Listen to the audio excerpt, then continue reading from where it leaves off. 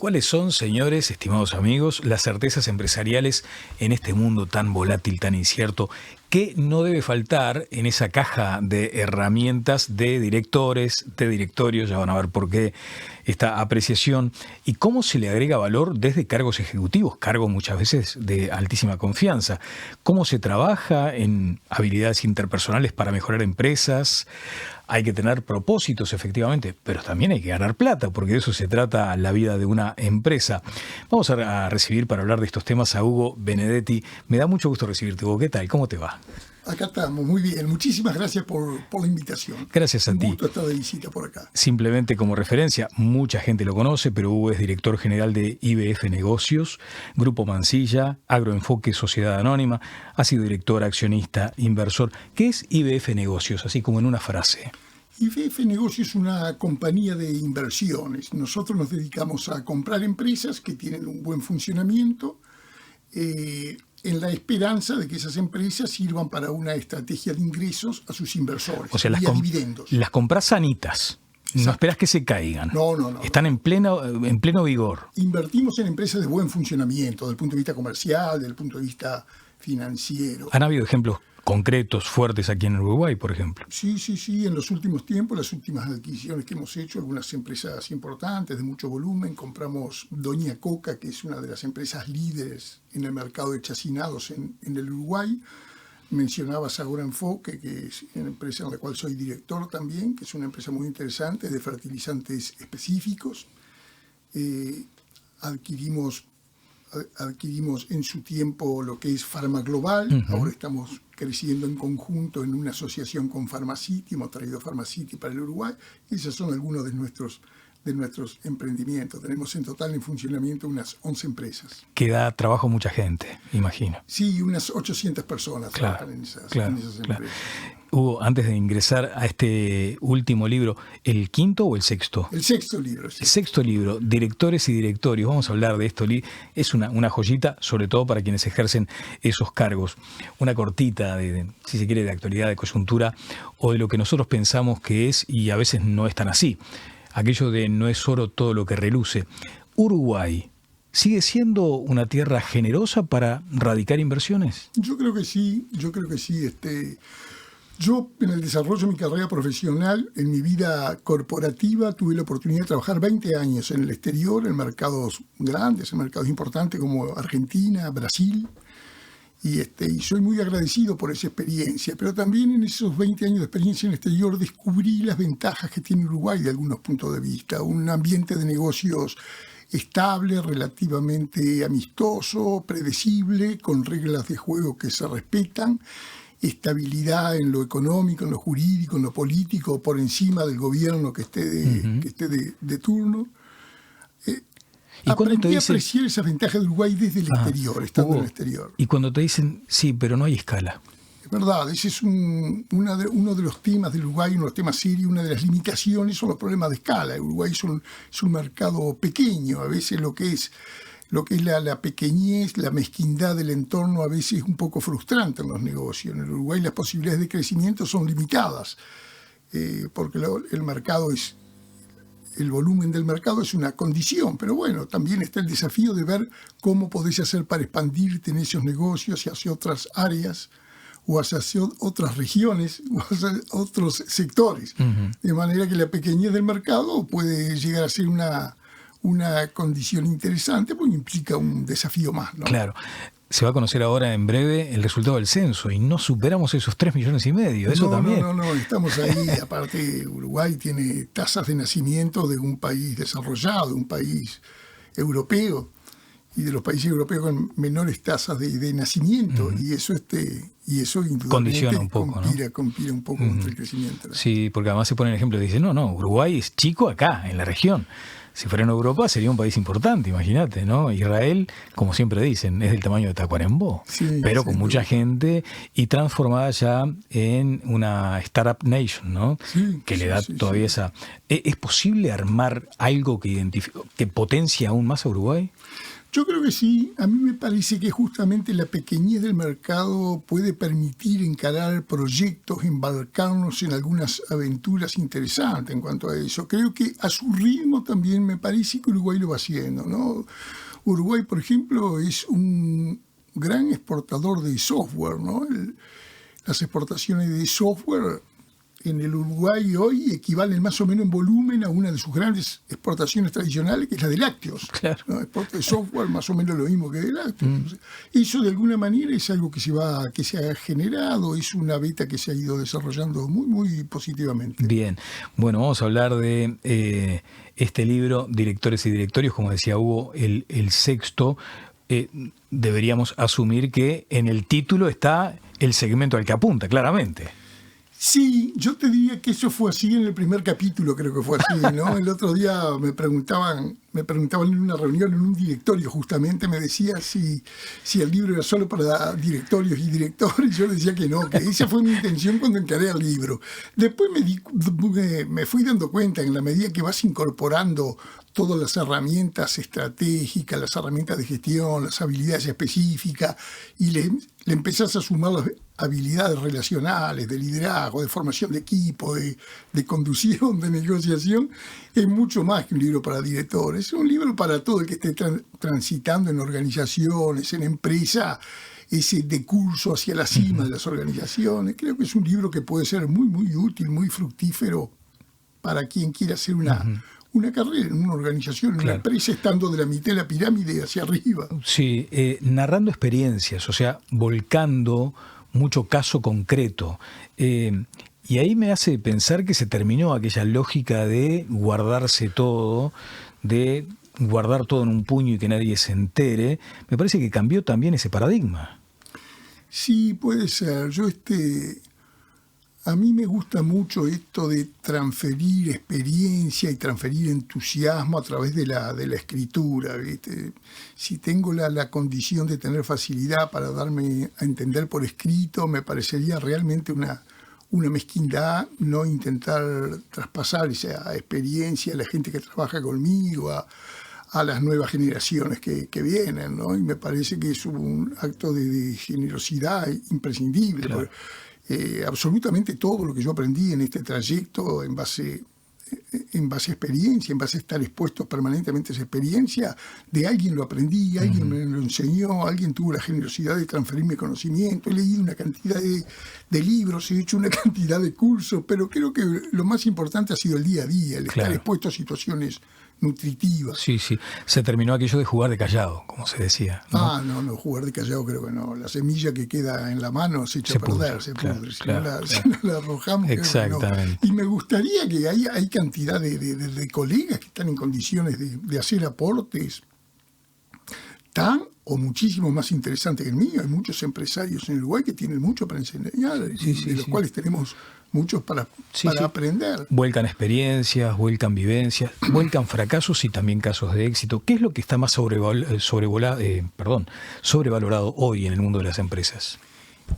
Refiriéndote a éxitos y fracasos, por ejemplo, viste que a veces se le da una dimensión muy potente, inclusive al fracaso, porque vos tenés que fracasar. Sí, es verdad. Hay cosas que, por ejemplo, yo las escucho decir y no sé si estoy completamente de acuerdo, es la formación académica. La formación académica ayuda y es muy importante. De hecho, creo que soy un fruto de la formación académica también, pero no hay que sobrevalorar la formación académica. Y en el libro yo presento 2 cuadros de habilidades directivas, un cuadro para el ejecutivo normal, para el ejecutivo de fuste, de buen nivel, y otro cuadro de habilidades directivas del empresario típico. El empresario típico tiene habilidades que de repente van por otro lado, no son precisamente académicas, tiene una serie de atributos, van más por modelos, por atributos de carácter y de personalidad, que por cuestiones que uno puede encontrar en las universidades, en los libros.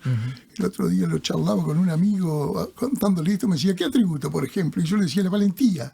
Digo, ¿alguna vez vos que has estado en Estados Unidos, en Inglaterra estudiando, alguna vez te dijeron que la valentía es uno de los principales atributos de un empresario? No, me dice, te aseguro que...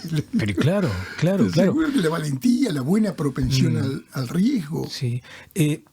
culturalmente en Uruguay, porque hoy hablábamos de ciertas uruguayeses características, ¿no?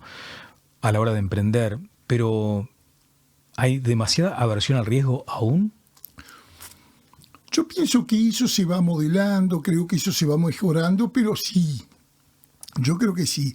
Así como recién te decía que a veces se sobrevalora mucho los términos académicos, la formación académica, que ojo, no quiero dar un concepto que se pueda malinterpretar. Me parece que la academia es importante, formarse, estudiar los marcos teóricos me parecen que son muy importantes. Lo que sí que eso no otorgan determinados, como yo te decía, determinadas condiciones de carácter y personalidad, determinadas habilidades vinculares, relacionales, a veces no los otorgan, hay que buscarlos por otro lado. ¿Cuál es el atributo, por ejemplo, si necesitas reclutar para una posición, qué es lo primero que tratas de ver, más allá del currículum, ¿no? ¿Qué quieres ver ahí? Actitud, una actitud ganadora, una actitud proactiva, una actitud positiva. Para mí es la condición número uno. A mí me das un individuo que sea 10 puntos en actitud y me tengo una fe bárbara para ponerlo en un equipo donde se forme muy bien, ponerlo entre colegas que lo van a formar muy bien, partiendo de determinadas plataformas de conocimiento, partiendo de determinadas plataformas de habilidades específicas. La actitud es impresionante cómo acelera las curvas de crecimiento y las curvas de aprendizaje. Solo la actitud, yo siempre le digo a los más jóvenes, tengo una frase que a alguien se la robé, solo la actitud te salva de una vida promedio, le digo. Solo la actitud. Claro. Y después están estas cuestiones que también toman como una dimensión enorme en esos debates empresariales, que son las habilidades blandas. Exacto. Sí. Pero vos ahí le das una gran importancia. Sí, yo creo que es bueno, ahí tiene un par de capítulos este libro de directores y directorios dedicados a las habilidades blandas, ¿no? A todo lo que es la interfaz humana, lo relacional, lo vincular, el gran desafío que significan las altas esferas de las organizaciones a nivel de la alta gerencia, a nivel de los directorios, trabajar en equipo, es un desafío enorme. Claro, porque además desde el desconocimiento de quien no está directamente vinculado a tareas de directorios, pero se había advertido en un tiempo, no en todos lados, pero sí en algunos sectores, como cierta deshumanización del trabajo en equipo, donde si bien había cooperación, había mucho de competencia. Y lo que parece haber ahora es un ciclo en contrario, donde se reivindica mucho el humanizar los vínculos, el horizontalizar las relaciones también. Sí, mira, si será así lo que decís, Daniel, que cuando yo empecé a trabajar, tenía 20 y poco de años, trabajé en una empresa multinacional, donde uno de los gerentes que estaba a cargo le daba muchísima importancia a todo el tema de relacionamiento, equipos, liderazgo, y te diría que fue un precursor en la materia. Te diría yo hace más de 40 años accedí a un libro que me cambió la cabeza en varios términos, que bueno, era un libro que en la época era lo mejor que había escrito sobre el tema de relaciones humanas. Era un libro de Dale Carnegie que se llamaba Cómo ganar amigos e influir sobre las personas. Eso para mí fue un gran hallazgo, me introdujo en el tremendo teatro de operaciones que es todo lo que llamamos la interfaz humana, todo lo relacional. Y esto pasó hace 40 años y era algo novedoso. Era un tiempo en el cual no estaba bien visto llevar temas personales al trabajo, los temas personales tenían que quedar afuera, no era muy común trabajar mucho en áreas motivacionales, en aspectos motivacionales. Las empresas estaban para dar determinados resultados y dar determinadas protecciones a la gente, pero no había unas grandes concesiones a los aspectos humanos y relacionales. Sí, eso fue cambiando con los años. Disociaban al trabajador de la persona que quiere salir de ahí, porque la vida no termina en la empresa ni empieza en ella. Exacto. Quiere estar con sus hijos, con su familia, viajar, pasarla bien también, ¿no? Sí. No hace muchos años he empezado a hablar, se ha puesto en el tema, en el centro de la escena todo lo que es equipo, liderazgo, liderazgo, a veces hasta se exagera un poco con los liderazgo. Yo a veces leo definiciones, liderazgo, concepto liderazgo, y le digo, pero escuchen, si llegan a encontrar a Messi, úsenlo, no vayan a pensar que tienen un crack, una superestrella, un tipo bárbaro, no lo vayan a echar porque no se adapta al equipo, ¿no? Si tienen a Messi, traten de armar el equipo para Messi, porque a veces se exagera un poco. Sí, también se exagera en aquella cosa de hay que trabajar en equipo. Bueno, pero ¿qué es trabajar en equipo hoy, por ejemplo?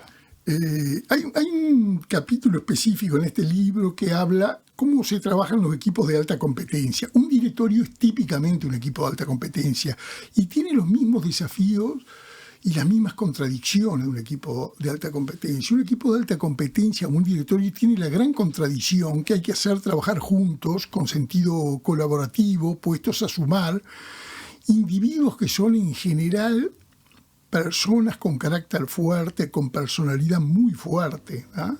Y a veces con egos muy voluminosos. En esos niveles no es fácil a veces trabajar en escrito. Es muy difícil que en los directorios tú encuentres corderitos mansos, ¿viste? En general los corderitos mansos no llegan a los directorios. Gente que se hace espacio a los codazos, que le gusta imponerse, muchas veces es gente que es muy exitosa, que le ha ido muy bien. Pero que golpea la mesa, cuando corresponde golpea la mesa. Exacto. Entonces, ese es el desafío. Tenemos que trabajar en equipo en esas condiciones, donde a veces hay muchos individualismos, pero los directorios pero aprendemos también a domesticar nuestras emociones. Claro, y cómo vas moldeando la personalidad en función de también los intereses de tus colaboradores, ¿no? De personas, porque al final del día somos personas las que estamos ahí en esos ámbitos. En función de esto, se ha avanzado mucho, por suerte, pero falta una enormidad en la reivindicación de aquellos reclamos históricos de las mujeres, ¿no? El tema del género, que también ha permeado a las empresas, sanamente, pero que de pronto, ¿cómo haces para guardar los equilibrios, ¿no? Porque en un directorio que todos están discutiendo vehementemente, porque tenés que, en la alta competencia, tenés que obtener resultados, y de pronto, ¿cómo haces para moderar el lenguaje a veces? Sí, te diría que son más que nada temas de formas, pero desde el punto de vista de las habilidades y los atributos de carácter, las mujeres no van en saga en eso. También hay mujeres con personalidades muy firmes, con trayectorias muy interesantes, que les ha ido muy bien.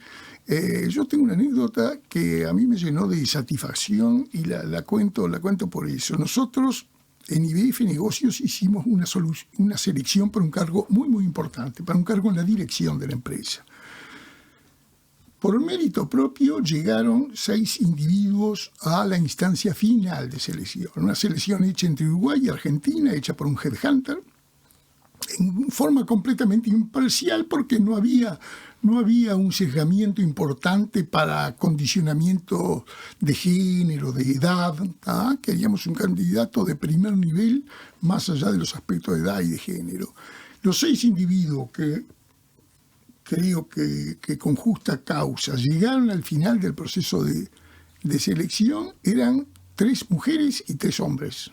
O sea que 50 y 50, ¿no? Y siempre lo cuento, realmente tengo que reconocer que me sorprendí. Claro. Me sorprendí, 3 mujeres y 3 hombres. Y las 3 mujeres que llegaron a la instancia final de selección llegaron por sus méritos, por sus trayectorias, nadie le regaló nada en el proceso. Acá viene la pregunta difícil, ¿quién ganó? Elegimos finalmente a un hombre. Llegaron en el proceso final estuvieron un hombre y una chica, una señora. Nos inclinamos por el hombre por algunos temas que tienen más que ver con la experiencia específica. Más que por trayectoria o capacidad. Cualquiera de los dos eran muy capaces, eran de primer nivel cualquiera de los dos. Qué genial. ¿Cuál fue el mejor consejo que te dieron? Yo creo que el mejor consejo que escuché, una frase que repetía un jefe mío francés hace muchísimos años, ¿no? Que decía, el que quiere encuentra la manera, el que no encuentra la excusa. Esa es una frase que me ha acompañado toda la vida. El francés me persiguió a mí algunos años con esa frase, después yo la perseguí a la gente que trabajaba conmigo y por suerte la he pasado a las nuevas generaciones. Ha sido muy grato estar contigo, Hugo. Muchas gracias. Lo mismo te digo, gracias a ti. Pero veamos acá con el tema del apellido, ¿eh? No tenés nada que ver con Mario. No soy pariente de Mario, solo lector. Yo escribo cosas más aburridas que Mario. Pero hay poesía en las empresas también. Hay gente romántica en las empresas, hay poesía, sí. Nosotros en IBF Negocios hay muchísimas empresas que son así. Siempre estamos haciendo un esfuerzo por compatibilizar los aspectos humanos con los aspectos que hacen a la rentabilidad de los negocios. Muchas gracias. Gracias a ti, muy amable.